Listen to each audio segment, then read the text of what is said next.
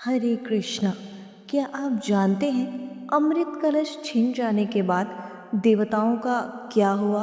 कैसे भगवान विष्णु ने लिया ऐसा रूप जिसे देखकर स्वयं दैत्य भी मोहित हो गए? और क्यों आज भी राहु सूर्य और चंद्रमा को ग्रसने का प्रयास करता है? फाल्गुन मास के इस पावन कथा में आज खुलने वाला है एक अद्भुत रहस्य। आप देख रहे हैं आपका अपना चैनल आस्था, श्रद्धा और भक्ति। फाल्गुन मास भगवान शिव का प्रिय मास। इसी मास में आता है महाशिवरात्रि का दिव्य पर्व और इसी माह में हम श्रवण कर रहे हैं समुद्र मंथन की अद्भुत कथा। लोमश ऋषि कहते हैं देवी लक्ष्मी के साथ भगवान विष्णु को प्रणाम करके देवता और दैत्य पुनः अमृत प्राप्ति के लिए समुद्र मंथन करने लगे। तभी समुद्र से प्रकट हुए आयुर्वेद के देवता महायशस्वी धन्वंतरी, तरुण स्वरूप दिव्य तेज से प्रकाशित, हाथों में अमृत से भरा स्वर्ण कलश। देवता उनके रूप में मोहित रह गए और उसी क्षण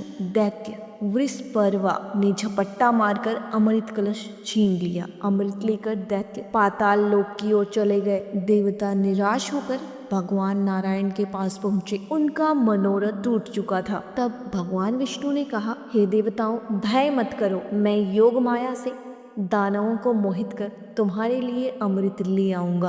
और फिर भगवान ने धारण किया मोहिनी रूप, ऐसा रूप जिसे देखकर स्वयं दैत्यगण स्तब्ध रह गए। मनोहर कांति, मधुर मुस्कान, अद्भुत आकर्षण।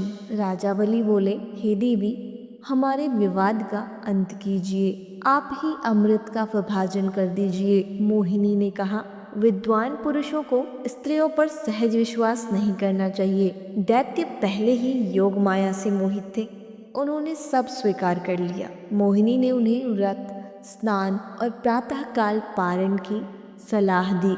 दैत्य और देवता पंक्तिबद्ध बैठ गए।